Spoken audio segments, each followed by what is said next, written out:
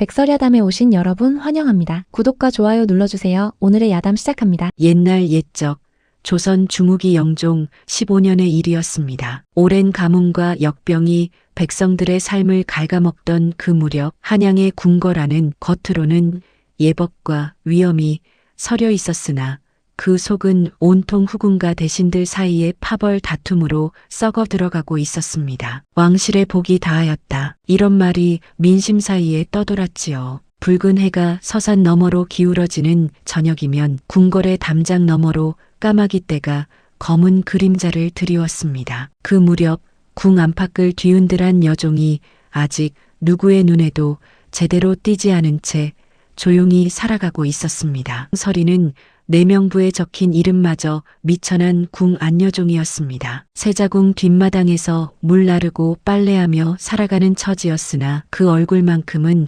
어느 상궁도 어느 후궁도 견주지 못할 만큼 고왔습니다. 하얀 피부에 단정히 묶은 검은 머리, 처연하면서도 곧은 눈매는 마치 화폭 속에서 막 걸어 나온 듯 했지요. 오죽하면 마을에는 개부터 사람까지 아래 달린 것들은 누구든 서리에게 반한다는 소문이 있을 정도였습니다. 서리의 성정은 순하고 조용했습니다. 하지만 그 마음 깊숙한 곳에는 사소한 것도 놓치지 않는 영민함과 고집스러운 고든 심지를 숨기고 있었지요. 그녀는 자신의 얼굴이 때로는 약이 되지만 언제든지 독이 되어 돌아올 수도 있다는 사실을 진작에 깨달았습니다. 서리 곁에는 오래된 상처들이 얽혀 있었습니다. 병든 국노비 옥점은 서리의 어머니로 언제나 딸을 눈에 익히며 절대 눈에 띄지 말라고 당부해 왔습니다. 내명부를 쥐락펴락하는 윤상궁은 서리의 고운 얼굴을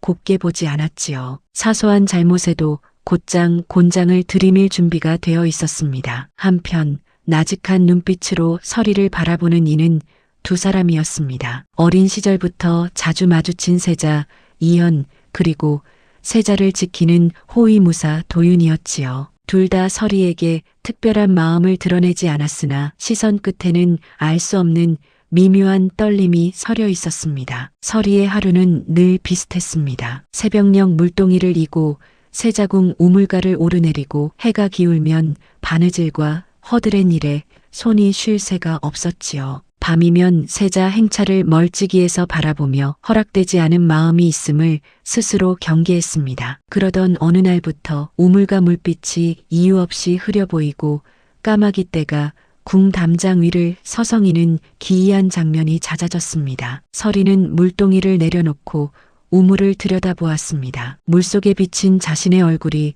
어쩐지 낯설게 느껴졌지요. 마치 다른 누군가의 얼굴을 보는 듯한 묘한 기분이 들었습니다. 그날 밤 서리의 왼손 등에는 어느 날부터인지 희미한 매화 모양의 홍반이 번지기 시작했습니다. 아침에 일어난 옥점은 딸의 손등을 보자마자 얼굴이 새파랗게 질렸습니다. 서리야, 이 자국을 아무에게도 보이지 말거라. 어머니의 떨리는 목소리에는 두려움이 가득했습니다. 이는 훗날 모든 비밀과 관상을 잇는 중요한 표식으로 남게 됩니다. 어느 날 영종의 부름을 받은 이름 높은 관상가 노성지가 후궁들과 궁녀들의 상을 보기 위해 궁에 들어왔습니다. 윤상궁의 지시로 서리 또한 억지로 줄 끝에 서게 되었지요. 노성지는 대수롭지 않게 얼굴들을 훑던 중 서리의 얼굴을 보는 순간 손에 쥔 죽비를 떨어뜨렸습니다. 이 아이를 어찌 이곳에 세워두었느냐? 노성지의 목소리가 떨렸습니다. 왕후지상이옵니다. 그 한마디가 바람처럼 궁 안에 퍼졌습니다. 서리의 일상에 금이 가기 시작했지요. 윤상궁은 자신이 밀어올리려는 후궁과 세자빈 후보들에게 치욕이라 여겼습니다. 그녀는 서리를 없애야 할 불길한 씨앗으로 여기기 시작했습니다. 예언이 퍼진 뒤 서리는 차라리 궁을 떠나고 싶다는 생각을 품었습니다. 옥점은 딸의 손을 붙잡고 눈물을 흘렸습니다. 이 얼굴만 없었어도 내가 이리 고생하지 않았을 텐데. 어머니는 서리에게 아무에게도 관상 이야기를 입에 올리지 말라 당부했지요. 그러나 노성지는 다시 서리를 불러 세워 사주를 보았습니다. 그는 어딘가 두려운 눈빛으로 중얼거렸습니다. 이 아이를 가두지 마옵소서. 가두면 궁이 무너지옵니다. 서리는 갈림길에 섰습니다. 숨듯 지내느냐, 진실을 캐묻느냐. 밤새 고민하던 서리는 결국 어머니와 자신의 목숨을 위해 일단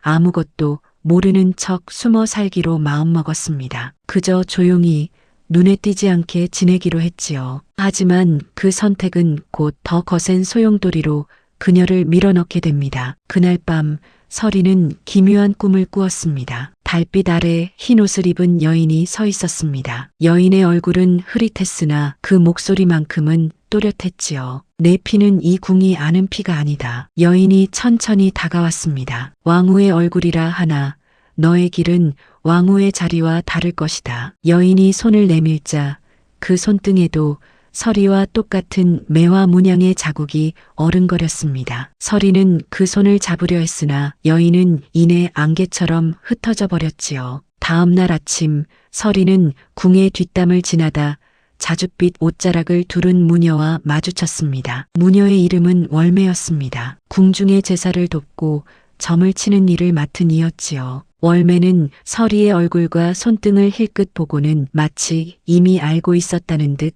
서늘한 미소를 지었습니다. 드디어 왔구나.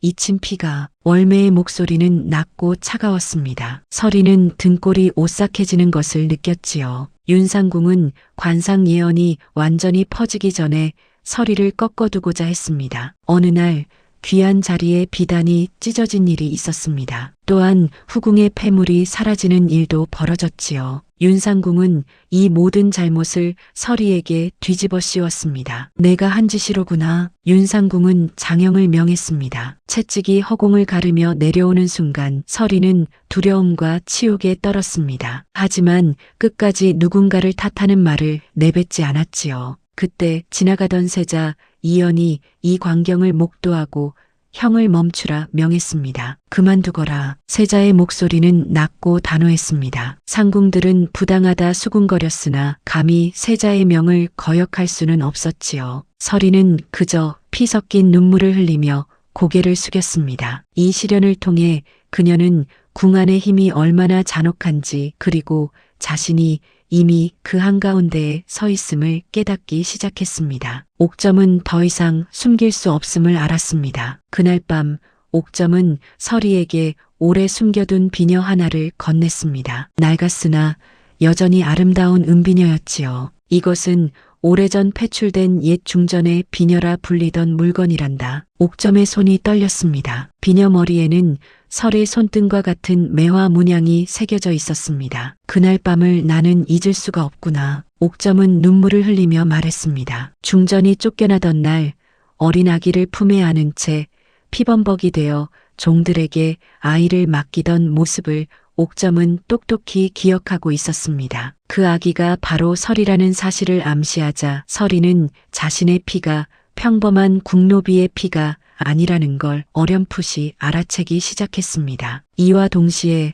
노성진은 비밀리에 매상궁을 찾아왔습니다. 저 아이는 왕후가 될 상이 아니라 왕후를 다시 세울 상이옵니다. 노성지의 의미심장한 말에 매상궁은 깊은 한숨을 내쉬었지요. 이 첫 반전으로 서리의 존재는 단순한 여종이 아닌 왕실에 잊힌 핏줄일지도 모른다는 의심을 품게 만들었습니다. 세자 이연은 서리가 맞은 장형을 마음에 담아두고 있었습니다. 그는 치료를 핑계 삼아 서리를 자주 불렀지요. 약을 발라주며 말없이 손길과 눈빛으로 조용한 위로를 전했습니다. 내 잘못이 아님을 알고 있다. 세자는 직접 말하지 않았으나 그의 눈빛이 그렇게 말하고 있었습니다. 서리는 세자의 따뜻한 손길에 가슴이 뛰었으나 곧 고개를 돌렸습니다. 허락되지 않은 마음임을 알았기 때문이지요. 호위무사 도윤 또한 서리를 향한 은근한 시선을 거두지 못했습니다. 그는 윤상궁 주변을 조심스럽게 살폈습니다. 서리에게 또다시 해가 가지 않도록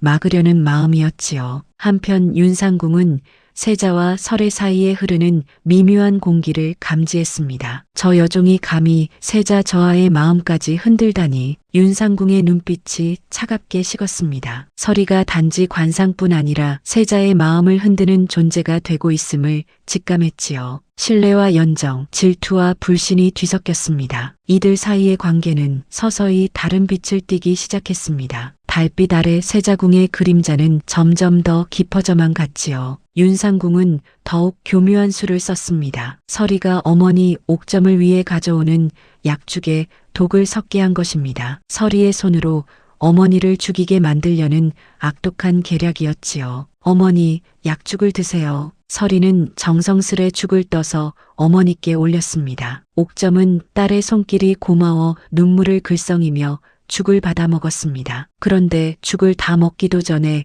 옥점의 입술이 파래지기 시작했지요. 옥점이 목을 움켜쥐고 쓰러졌습니다. 어머니, 어머니, 설이는 떨리는 손으로 어머니를 부르짖었습니다. 궁의 의원들이 급히 달려왔으나 윤상궁은 이미 증거를 지워놓은 뒤였습니다. 독에 징후가 있으나 어디서 온 것인지 알 수 없사옵니다. 의원들은 고개를 저었습니다. 설이는 자신이 어머니를 죽게 했다는 죄책감에 휘말렸습니다. 밤새 어머니의 손을 붙잡고 울었지요. 윤상궁은 오히려 이를 빌미로 설이를 몰아붙였습니다. 불길한 아이로구나. 제 어미까지 죽이다니. 이 두 번째 시련으로 설이는 모든 것을 잃어버릴 수도 있다는 절망과 함께 자신을 노리는 손길이 단순한 질투가 아니라 왕실 깊은 곳의 음모와 연결되어 있음을 감지했습니다. 옥점의 유품을 정리하던 설이는 낡은 보자기 속에서 한 권의 사주첩을 발견했습니다. 손때 묻은 사주첩을 펼치자 낡은 글씨가 눈에 들어왔습니다. 정유년 정월 매화 문양을 지닌 아이가 태어나 왕실의 기운을 다시 뒤집을 것. 설이는 자신의 손등을 내려다보았습니다. 매화 문양이 어스름한 촛불 아래에서 더욱 선명하게 빛나고 있었지요. 다음 날 월매를 찾아간 설이는 사주첩을 내밀었습니다. 월매는 사주첩을 보고 얼굴을 굳히며 설이에게 진실을 털어놓았습니다. 과거 영종대왕께서 왕위에 오르기 전 선왕의 적통을 잇는 중전이 계셨소. 월매의 목소리는 낮고 무겁였습니다. 허나 어떤 모함으로 패출되었고 그날 밤 피비린내 속에서 한 아이가 사라졌다오. 월매는 설이의 손을 잡았습니다. 그 아이의 사주와 내 사주가 정확히 들어맞는구나. 설이는 자신이 선왕의 피를 이은 중전의 딸일 수도 있음을 받아들이게 되었습니다. 가슴속 깊은 곳에서 무언가가 울렁거렸지요. 이 비밀은 곧 그녀를 더 큰 위기로 몰고 갈 불씨가 되었습니다. 진실 앞에서 설이는 깊은 내적 갈등에 빠졌습니다. 지금껏 자신을 지켜준 것은 눈에 띄지 않는 삶이었습니다. 하지만 이제는 숨을수록 더 많은 이들이 다칠 것임을 깨달았지요. 어머니를 잃은 슬픔이 가라앉기 전에 설이는 조용히 결심했습니다. 내가 누구의 딸이든 이 얼굴로 인해 또 다른 피가 흘러서는 아니 된다. 설이는 어머니의 무덤 앞에 무릎을 꿇고 말했습니다. 어머니, 이제 더는 숨지 않겠습니다. 설이는 더 이상 단지 목숨을 부지하려는 여종이 아니었습니다. 궁과 왕실 그리고 자신과 연루된 모든 인연을 위해 무언가를 선택해야 하는 한 사람으로 변해갔지요. 세자 이연의 조용한 시선도 도윤의 숨겨진 마음도 이제는 그녀의 결심을 막을 수 없었습니다. 달빛이 설이를 비추었습니다. 그녀의 그림자는 어느새 길게 늘어나 궁궐 담장까지 닿아 있었지요. 노성진은 월매와 마주 앉아 오래 숨겨왔던 예언의 진짜 의미를 털어놓았습니다. 왕후의 관상이라는 말은 문자 그대로 왕후가 될 상이 아니옵니다. 노성진은 깊은 한숨을 내쉬었습니다. 잘못 앉은 왕후를 끌어내리고 진실한 왕실의 자리를 바로잡을 얼굴이라는 뜻이지요. 월매는 고개를 끄덕였습니다. 영종대왕께서는 이미 이 예언을 알고 계셨소. 노성지의 목소리가 떨렸습니다. 그래서 옛 중전과 그 아이를 두려워해 폐출과 피비린내 나는 나를 불러왔던 것이옵니다. 설이의 얼굴은 왕후의 복을 누릴 상이 아니었습니다. 왕실의 죄를 드러내고 피 바다를 잠재울 상이었지요. 이 반전은 설의 자신뿐 아니라 세자, 월매, 노성지 모두의 인식을 완전히 뒤흔들었습니다. 관상과 예언이 곧 운명이라 여겼던 이들에게 서리의 존재는 이제 왕후가 될 여종이 아니라 왕실의 허물을 비추는 거울이 되었습니다. 윤상궁과 그 뒤에 서 있는 외척 세력은 서리의 출생과 예언의 진실이 드러날 조짐을 감지했습니다. 서리가 선왕의 피를 이은 자라면 영종대왕의 왕위가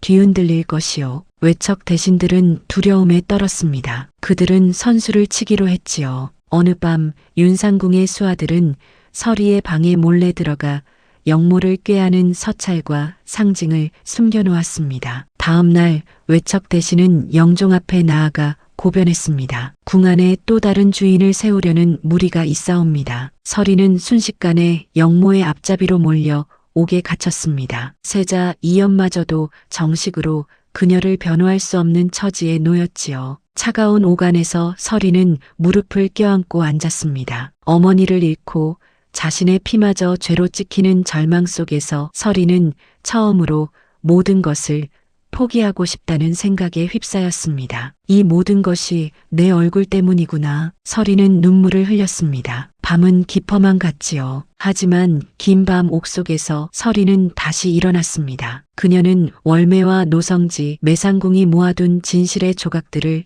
떠올렸습니다. 자신이 침묵하면 더 많은 피가 흘러갈 것임을 깨달았지요. 다음 날 신문에서 서리는 뜻밖의 말을 꺼냈습니다. 영모의 뜻이 있다면 모두 제 탓이라 여기소서. 서리의 목소리는 떨렸으나 곧았습니다. 허나 이 얼굴로 인해 더는 피를 보지 않게 하소서. 이는 곧 자신이 모든 죄를 뒤집어쓰고 영종과 세자, 왕실을 향한 칼끝을 자신에게만 묶어두려는 결단이었습니다. 세자 이연은 그 말을 듣고 깊은 충격에 빠졌습니다. 하지만 동시에 서리를 살리기 위한 마지막 계책을 세우기로 마음먹었지요. 처형으로 이어지기 전 최후의 신문이 대전 앞에서 열렸습니다. 대신들과 내명부, 관상가 노성지, 무녀월매, 매상궁이 모두 불려나왔습니다. 서리와 관련된 모든 일들이 하나씩 드러나기 시작했지요. 노성지가 먼저 나아갔습니다. 대왕 마마 예언의 진짜 뜻을 이제 고하겠나이다. 노성지는 무릎을 꿇고 말했습니다. 왕후의 관상이란 왕후가 될 상이 아니라 잘못된 왕실의 죄를 바로잡을 상이옵니다. 영종의 얼굴이 굳어졌습니다. 월매가 이어서 나아갔습니다. 이 아이의 사주와 옛 사주의 일치를 증명하겠나이다. 월매는 사주첩을 꺼내 보였습니다. 정유년 정월, 매와 문양을 지닌 왕후의 관상이란 왕후가 될 상이 아니라 잘못된 왕실의 죄를 바로잡을 상이옵니다. 영종의 얼굴이 굳어졌습니다. 월매가 이어서 나아갔습니다. 이 아이의 사주와 옛 사주의 일치를 증명하겠나이다. 월매는 사주첩을 꺼내 보였습니다. 아이의 사주가 선명히 적혀 있었지요. 매상궁이 나아가 증언했습니다. 옥점과 중전의 마지막 날을 이 몸이 똑똑히 보았나이다. 매상궁의 목소리는 떨렸습니다. 윤상궁과 외척들이 어떤 조작을 했는지 사실대로 말씀드리겠나이다. 궁은 한순간에 얼어붙었습니다. 영종은 그동안 숨겨온 죄와 두려움이 백일하에 드러나는 수모를 겪었지요. 절정의 순간 세자 이연이 아버지 앞에 무릎을 꿇고 말했습니다. 아바마마. 세자의 목소리는 낮고 단호했습니다. 그 아이의 얼굴이 왕후의 상이라면 이는 우리 집안의 죄를 비추는 하늘의 거울이옵니다. 세자는 고개를 들어 아버지를 똑바로 바라보았습니다. 잘못된 자리는 아들이 바로잡겠나이다. 이 한마디로 승패와 향방이 결정되었습니다. 대전 앞은 긴 침묵에 휩싸였지요. 윤상궁과 외척 무리는 결국 영모 조작과 독살, 무고의 죄로 끌려갔습니다. 그동안 어둠 속에 숨겨져 있던 사건의 조각들이 맞춰졌지요. 옥점을 독살한 것도 서리의 방에 영모의 증거를 숨긴 것도 모두 윤상궁의 지시였습니다. 영종은 병세가 악화되었습니다. 과거 선왕과 중전에게 행했던 일을 후회하는 듯한 눈빛만 남긴 채 슬그머니 권자에서 물러났지요. 짐이 잘못하였다. 영종의 마지막 말은 그렇게 짧았습니다. 서리가 선왕의 피를 이은 중전의 딸이라는 사실이 조심스레 공식화되었습니다. 노성지의 왕후의 관상 예언 또한 전혀 다른 뜻으로 궁 안에 회자되었지요. 초반에 던져졌던 관상과 사주, 매화 문양, 중전의 비녀 등 모든 복선이 하나로 이어졌습니다. 비밀과 미스터리는 완전히 해소되었지요. 서리는 옥에서 풀려나왔습니다. 햇빛이 그녀의 얼굴을 비추자 사람들은 비로소 그 얼굴의 진짜 의미를 깨달았습니다. 왕후가 될 얼굴이 아니라 왕실의 죄를 드러내는 거울이었다는 것을 말이지요. 그러나 진실이 밝혀졌다고 해서 서리가 곧바로 왕후의 자리에 앉는 일은 일어나지 않았습니다. 영종이 물러난 뒤 세자 이연이 새 임금으로 즉위했습니다. 대신들은 서리가 선왕의 피를 이었고 예언 또한 그녀를 가리켰음을 말하며 새 왕에게 서리를 중전으로 세울 것을 권했습니다. 저 아이를 중전으로 세우시옵소서. 대신들의 목소리가 대전에 울려 퍼졌습니다. 그러나 서리는 조용히 고개를 저으며 말했습니다. 이 얼굴로 인해